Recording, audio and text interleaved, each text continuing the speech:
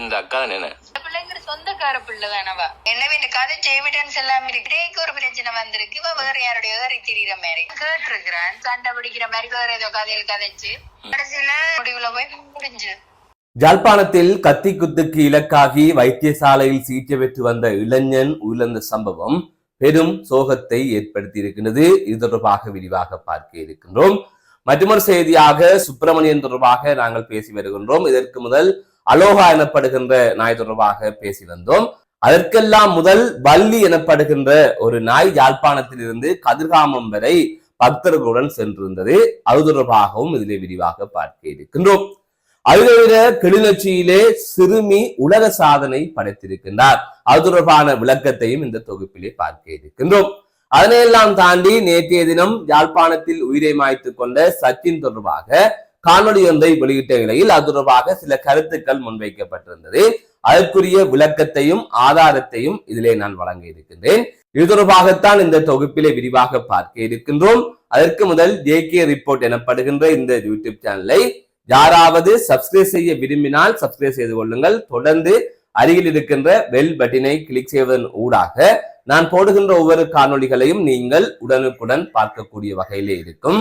நான் நடராசா ஜெயகாந்தன். தற்பொழுது செய்திகளுக்குள்ளே செல்லலாம்.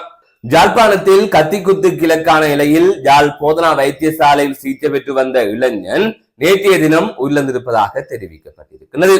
கடந்த 22ஆம் தேதி யாழ்ப்பாணம் வட்டுக்கோட்டை போலீஸ் பிரிவுக்குட்பட்ட தொல்புரம் எனப்படுகின்ற பகுதியில் ஒருவர் மற்றொருவரை கத்தியால் குத்தியிருந்தார்.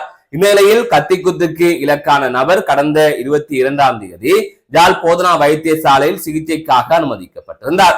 தொடர்ந்து அவர் அங்கு சிகிச்சை பெற்று வந்த நிலையில் நேற்றைய தினம் சிகிச்சை பலனின்றி யாழ் போதனா வைத்தியசாலையில் அவர் உயிரிழந்ததாக தெரிவிக்கப்பட்டிருக்கின்றது. இந்த நிலையில் இவ்வாறு உயிரிழந்தவரை கத்தியால் குத்திய நபரை வட்டுக்கோட்டை போலீசார் ஏற்கனவே கைது செய்து மல்லாகம் நீதவான் நீதிமன்றத்தில் முன்னிலைப்படுத்தியிருந்த நிலையில் அவரை எதிர்வருகின்ற 7ஆம் தேதி வரை விளக்கமறியலில் வைக்குமாறு நீதிமன்றம் உத்தரவு பிறப்பித்திருந்தமையும் குறிப்பிடத்தக்கது.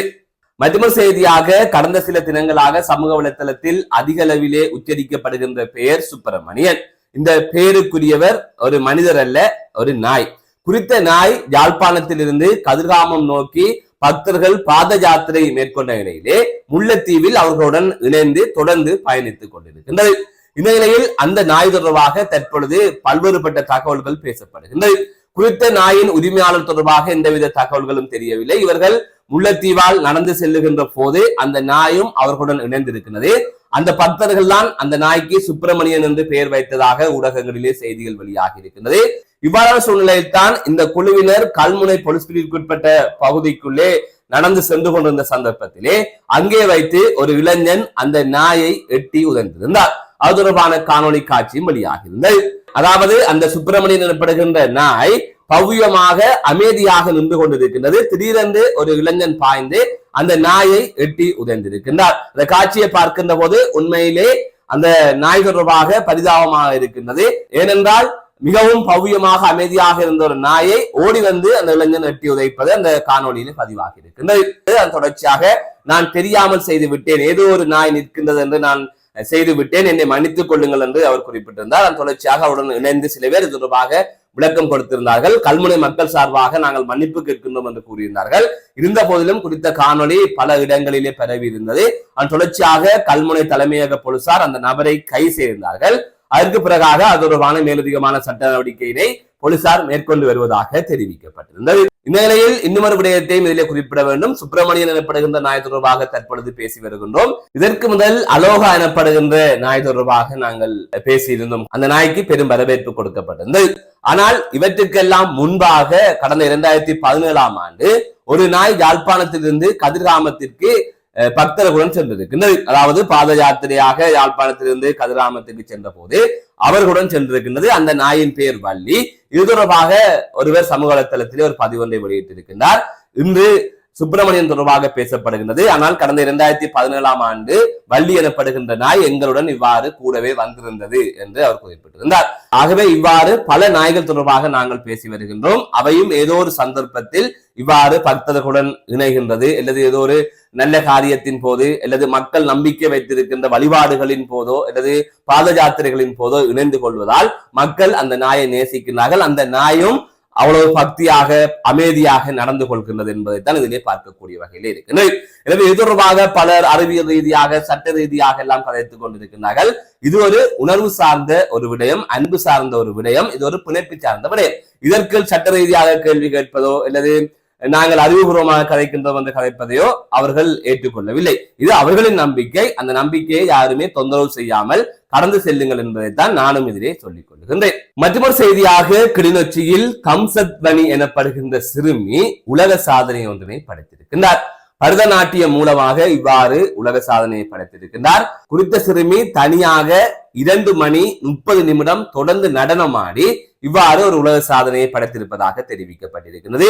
இந்த உலக சாதனை நிகழ்வு இன்றைய தினம் கிளிநொச்சியில் இருக்கின்ற தனியார் விடுதி ஒன்றிலே இடம்பெற்றிருந்தது. அந்த வகையில் இந்த உலக சாதனை நிகழ்வு காலை 9:30 மணிக்கு ஆரம்பமாகியதாக கூறப்படுகின்றது. அந்த வகையில் தான் இவ்வாறு காலையிலே குறித்த அந்த சிறுமி 6 வயதிற்குட்பட்டோர் பிரிவிலே 2 மணித்தியாலம் 30 நிமிடங்கள் தொடர்ந்து நடனமாடி இவ்வாறு புதிய உலக சாதனையை படைத்திருக்கின்றார். இந்த உலக சாதனை டாபா எனப்படுகின்ற உலக சாதனை புத்தகத்தில் பதிவு செய்யப்பட்டிருப்பதாக கூறப்படுகிறது.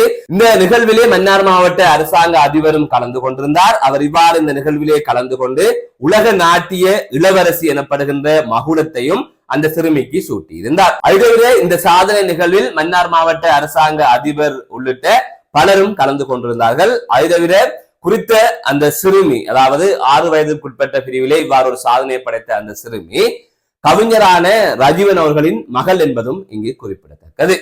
மற்றொரு செய்தியாக யாழ்ப்பாணத்தில் உயிரை மாய்த்துக் கொண்ட தவில் வித்துவான் தொடர்பாக கடந்த 3 நாட்களாக பேசப்பட்டுக் கொண்டிருக்கின்றது. அந்த வகையில் நேற்றைய தினம் அது தொடர்பாக அதிக அளவிலே பேசப்பட்டது. காரணம், சச்சின் எனப்படுகின்ற தவில் வித்துவானின் குடும்பத்தினர் யூடியூப் சேனல் ஒன்றுக்கு நடந்த சம்பவம் தொடர்பாகவும் அதனை தாண்டியும் பல விடயங்கள் பேசியிருந்தார்கள். அது சமூக வலைத்தளத்திலே வைரலாகி கொண்டிருந்தது.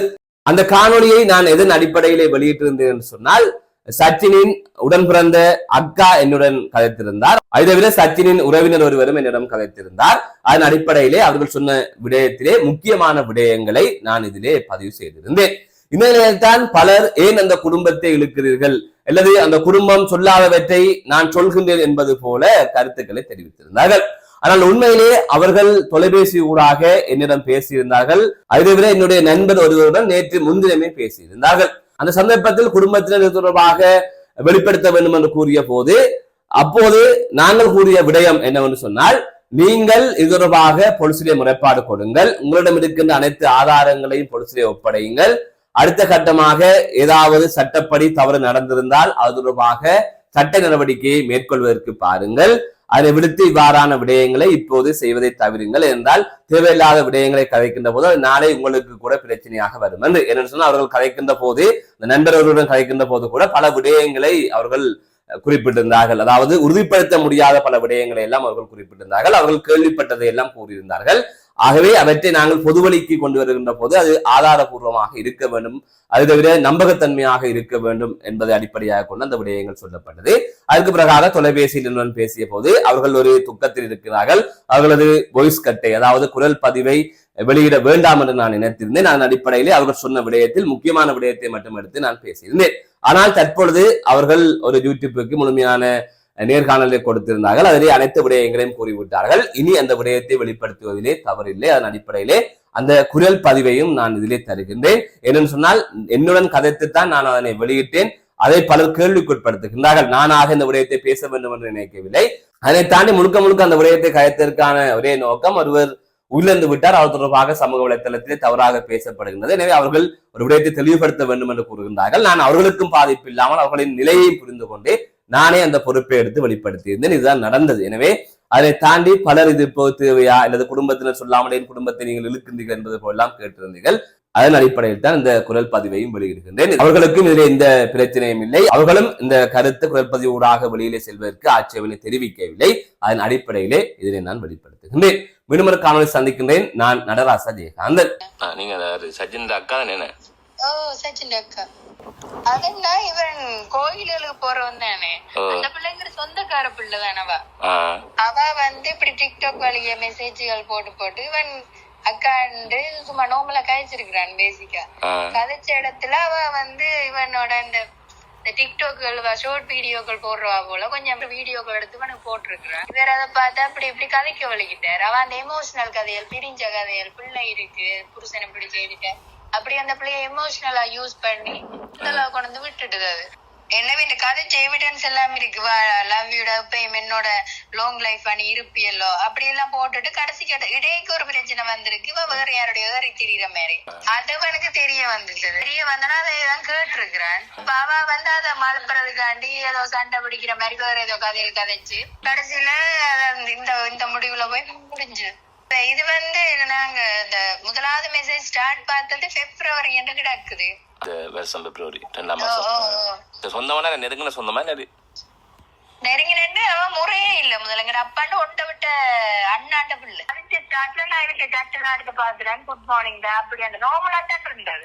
இதுல பெருசா சந்தேகம் தெரியல. ஏன்னா காட்டிங் கொடுக்கல வீட்டுல சீரண்டு தானே இப்படி செய்யறான். அப்பதானே போன் எடுத்து பார்த்தா கூட விஷயம் நடந்திருக்கு. இங்க வந்து இந்த அம்மா இருக்கிறாரோ அவ உங்களோட மோன ஒழுங்க வளர்க்குது சொந்தம் தானே. அப்ப உங்களோட பிள்ளைங்க லட்சணத்தை பாருங்க கொண்டதாய் அவகிட்ட நாங்க அனுப்பினாங்க. அவ மூலமே அது ரிலீஸ் ஆயிருக்கு வெளியில. அம்மாக்கு அவங்களோட அண்ணாக்கும் அனுப்பினாங்க. பண்ணிருக்கேன் அதை மாதிரி அந்த வீடியோ போவாங்க வேற யாருக்கும். எங்க தம்பிட்ட போன்ல இருந்து அவங்கிட்ட அனுப்பின 2 பேருக்கு. அதை கதைக்கு உங்க பிள்ளை உனக்கு ஒழுங்கா வளர்க்க தெரியாது, அவனுக்கு கிழக்கு பொம்பளை தேவைப்படுதோ அப்படி எல்லாம் கூட வார்த்தையால நினைச்சோம். அப்பதான் நான் அவனோட பிள்ளை அந்த லட்சணத்தை வந்துட்டு அந்த வீடியோ அனுப்பி விட்டான். இவன் அட்வைஸ் சொல்ல வேண்டிய இடத்துல அவனை யூஸ் பண்ணி இருக்கிறான்.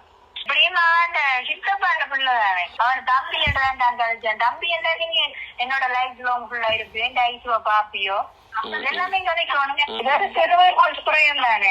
நீங்க கேஸ் கொடுத்தீங்களா? உரப்பாளம் கொடுக்க இல்லையா? அங்க ஹாஸ்பிட்டல்ல படிச்சிருக்கேன். வேண்டாம் இப்ப நடந்தது கொஞ்சம் வந்து படிச்சது அவையில் அந்த 7ஆம் மாசம் வளர்க்காம சொன்னு சொல்லிவிட்டேன். நாங்க போய் கேஸ் கொடுப்போம். சரி, உங்களோட கதைச்சுதான் வந்து இந்த தகவலை நான் சொல்றேன்.